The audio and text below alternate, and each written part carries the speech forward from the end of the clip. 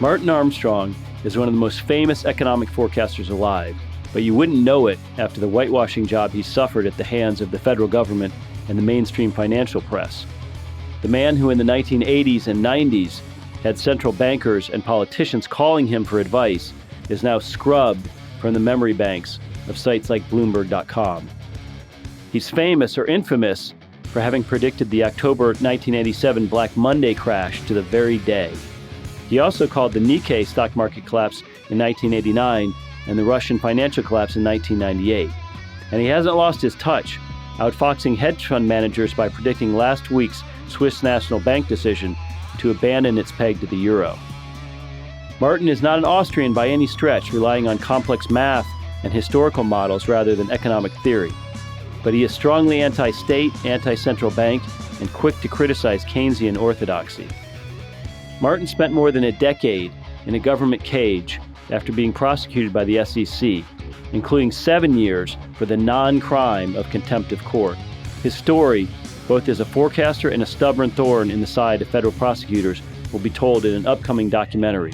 It's a story you won't want to miss, and he has a great interview for us this weekend. Stay tuned.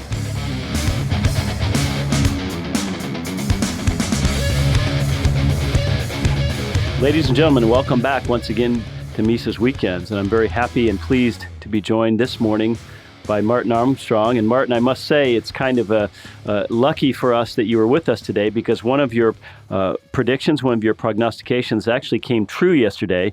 The Swiss National Bank announced that it was abandoning its longstanding peg to the euro that it started back in 2011. So I'd love to get your fresh thoughts on this morning, as apparently a lot of corporate interests in Switzerland and a lot of hedge funds around the world are scrambling at the news.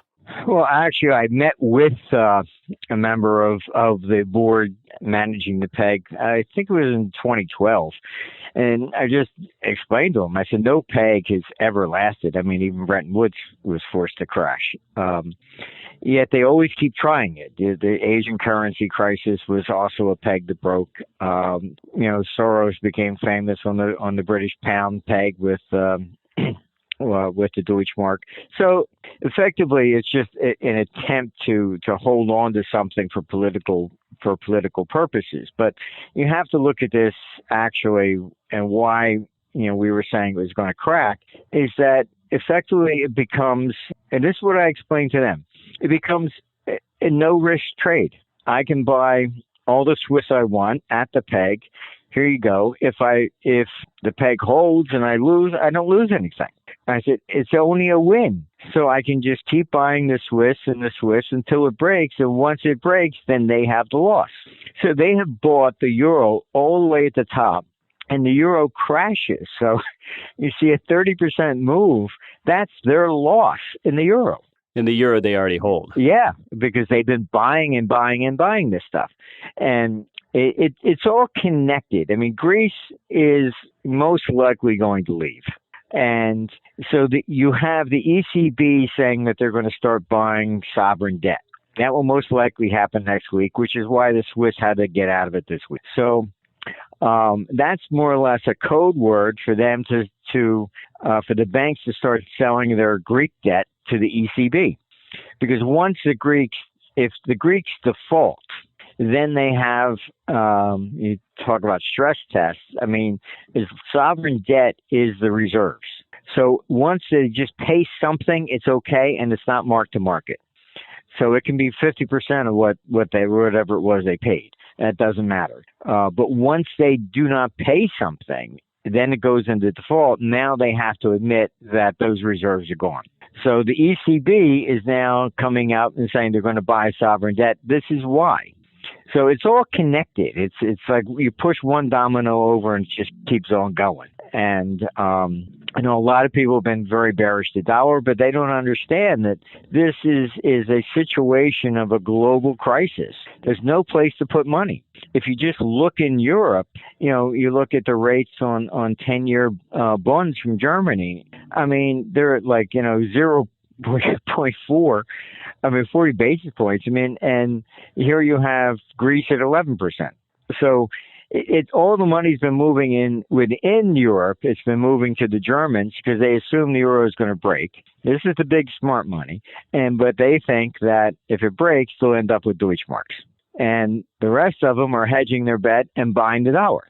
But euro is an absolute. It's a basket case. Why do you think so many hedge funds were short the Swiss franc? And I guess more nefariously, why don't hedge funds have inside knowledge when the Swiss National Bank is about to do what it did yesterday? Honestly, it's interesting. I would meet with various different central banks, and there was the finance minister in Nova Scotia. I remember as they were asking me questions, and I asked my friend in Canada. I said, "How can you talk to me but not to them?" And effectively, he said two things. One, they cannot talk to one province or a company without talking to all of them. And so I am neither. So I'm kind of like some sort of safe haven or something. I go between the cracks. They still need to talk to somebody. And often, honestly, I mean, now it's enough years have passed. I mean, the Bundesbank used to leak stuff to us so that we would put it out because they couldn't do it directly because they were anti-euro. But I think a lot of the hedge funds and stuff like this, they follow the fundamental analysis. And the problem that they are beginning to encounter is that there is an aspect to analysis that is pretty bad, and it's being politically correct. It's not that I'm the only guy that's correct. It's the fact that I have friends that are analysts in banks, et cetera, and they, I get emails from them all the time. Oh, gee, I wish I could say that, but they can't come out and say, well, Greece is going to leave, because then that's attributed to the bank. The bank gets a phone call from the ECB, and so they're muzzled. So it may appear as if I'm the only person that's, correct, but I know a lot of people at major institutions, they're just not allowed to speak. And right. It's being politically correct because the central banks will come down on them and say, hey, knock this off. You can't be bearish the euro.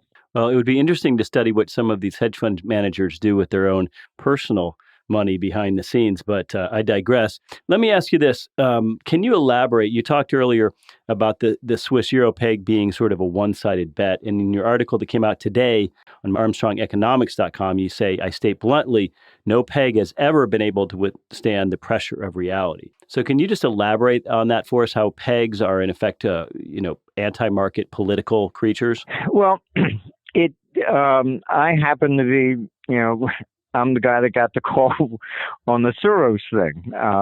And John Major's staff called me, and the pound was getting attacked. And there was, again, a peg. They overvalued the pound to the Deutschmark.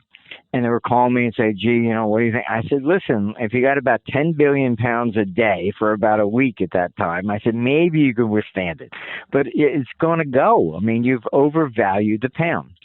So I told them, and I'll probably put this in my memoirs, but I told them you have to devalue the pound. And they came back and they said, look, we can't do that. John Major ran for election saying he would never devalue the pound. So I wrote a paragraph and I gave it back. And I said, okay, fine. Say it this way, that you're going to allow the pound to float to seek its own level. And they said, brilliant. And within less than 30 minutes, John Majors let the peg go. And he said, we're going to allow the pound to float to seek its own level. I took those words from Richard Nixon. He did that in 1971. He didn't devalue the dollar. He said, we're going to allow it to float. And it's a political way of doing the same thing. You're not officially devaluing and saying, here's the new value. Just let the market do it. But no peg has ever lasted. It cannot. I mean, you've been there on Capitol Hill. I mean, the problem with the gold standard, everybody talks about, okay, fine, but they fixed gold at $35 and never changed it. But you kept increasing the amount of money. I mean, obviously the system cannot function that way. At some point it's got to crack. And the problem is when politics gets involved in this, they are mostly lawyers. They know how to write a law. They don't know how things function. and they just try to put their back against the wall and hold it at all costs. And that's what's going on with the euro. I mean, they designed it incorrectly. And I can tell you, they came to me in 1997, and I told them this is going to fail. You have to consolidate the debt. I said, if you're going to leave the debt with each country, it's not going to work because you're trying to compete with the dollar. What makes the dollar the reserve currency? We actually have debt that everybody can park money into, pension funds, right, etc. You can't do that with the euro. So there wasn't a single debt market. They told me right then and there, back in 97, that they understood that, but they didn't have the political clout to get that through. So they said they want to do the currency first. Now, you know the way government works. The problem is that crew then leaves. Everybody forgets about phase two.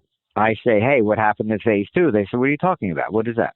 Phase two was you then consolidate the debts.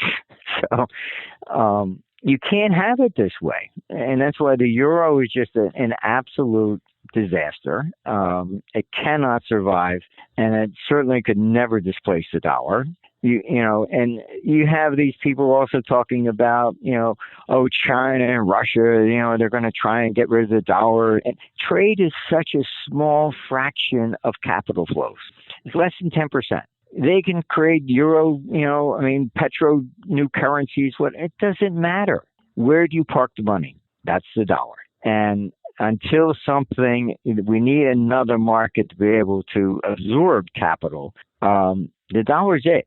I mean, I eventually think that the dollar will be, we're going to go to some sort of a new international reserve currency because there's been a lot of political problems with it. But that's the real mechanism that supports the dollar. It's not trade, not oil, not anything else.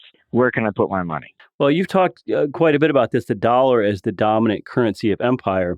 In other words, as long as this is the case, monetary expansion by the U.S. Fed won't produce price inflation in your view. But you also discuss about how this can't go on forever, that someday, however far removed, the U.S. will face a sovereign debt crisis like Europe. Can you elaborate on that? Absolutely. It is when you have a reserve currency or the empire type thing.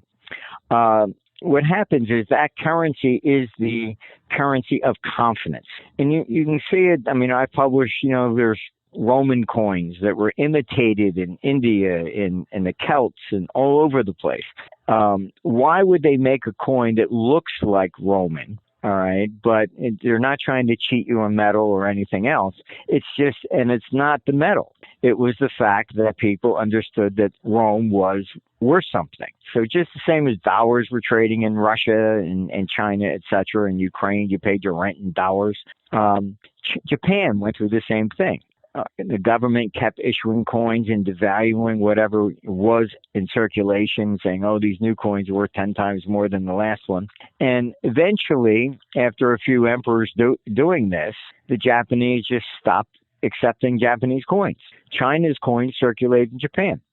Japan was unable to issue money themselves for 600 years. So, I mean, this is a common theme. The dollar right now is the king, yes. Eventually, what happens is that our debt system is just kind of crazy in the sense that we're borrowing money, but there's no intention to pay anything back. I mean, why do we borrow? And a subtle thing happened when we went to the floating exchange rate. Before, in the 60s, if you went to the bank, you had E-bonds or whatever, and you went to the bank and you said, gee, I want to borrow against my savings here in government E-bonds. They'd say no, it was illegal. And the banks were not allowed to lend on government debt. And that was correct in the sense that you could say it was less inflationary to borrow than to print. But then in 71, that was removed. So if you want to trade futures, what do? You put your money in T-bills and you post them as collateral. So now debt has just simply become a new way of printing money that pays interest. And we don't understand what we've done.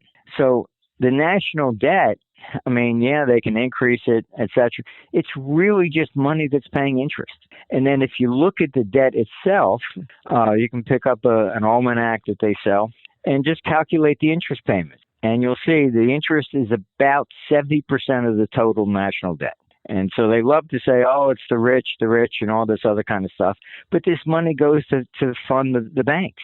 It doesn't, it's not schools or roads or anything. 70% of the national debt is previously interest. I mean, that's alarming. And that's why the system will collapse. Well, Martin, let me give you a great quote from yourself. This is from an interview you did with Ron Hara back in 2012. And you say, quote, "The entire idea that you can borrow perpetually year after year and never pay anything back, and that somehow that's less inflationary than if you just print money is absolutely insane.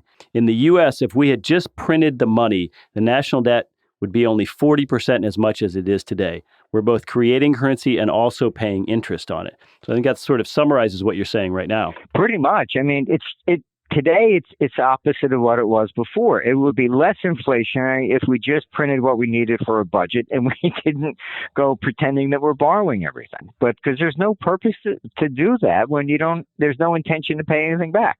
Right. And as long as we're Rome, then sort of the actual underlying value of the dollar doesn't matter as much as the perception and the confidence in us as an empire. Right. And what you have to understand is that how do empires collapse? They collapse from deflation, not from inflation.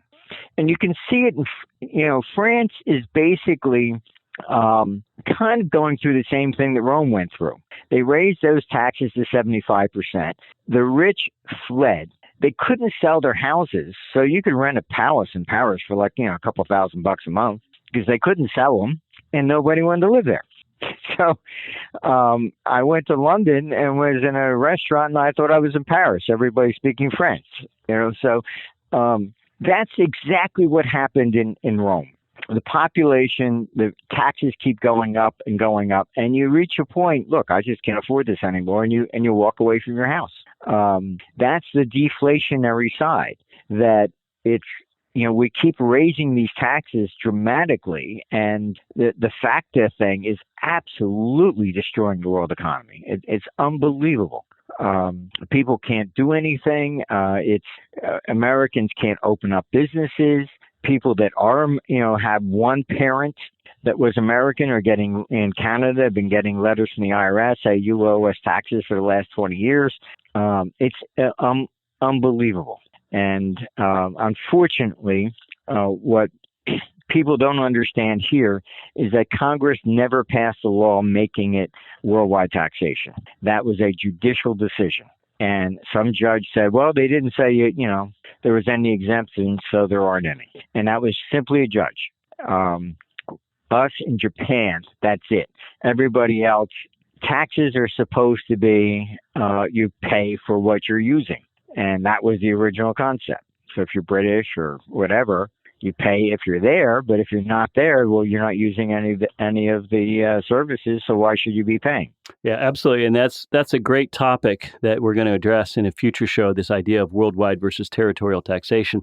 But Martin, before we go, I'd just like to talk to you a little bit about the documentary that's being made about you. And for people who are perhaps not familiar with your story, who don't know your past both as an almost unbelievable forecaster of economic trends and cycles, but also your multi-year battle with the SEC and the Justice Department, and what is, from my view, an absolute travesty of justice that you were imprisoned as long as you were for contempt. But there is, I guess you said, a European group behind a new movie, a documentary called theforecastermovie.com. It's theforecaster-movie.com. I've seen the trailer. Can you tell us about the status of the movie? Well, they were following me around for conferences and stuff that I've been doing and interviewing clients since 2011. And it's going to first hit the theaters in Germany in April. I believe they are going to do some sort of a worldwide like pay-per-view on a limited basis in February or March. But it was funded by the Europeans. I turned down Americans because honestly, the government will just pick up the phone and say, we don't want this out. But it's largely about the whole banking system, and it goes, they agreed they would, let the facts be what they are. And they offered the U.S. government numerous times to come in. You want to give your side, deny. Nobody would ever appear. The only person from the government that actually appears in it is somebody who was in the prison who basically, I was kind of surprised that he had he had a lot of guts.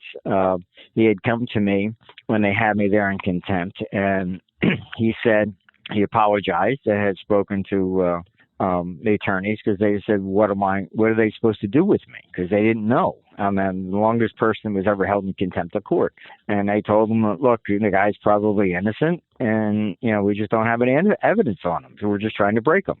So he came to me and he says, listen, I'm retiring. If they will ever let you get to trial, I will, show up and I'll be a witness for you. So I was surprised. He showed up for this movie, and the FBI, he says right on camera, he says they showed up 2 days before trying to stop him. He said, I got nothing to say to you.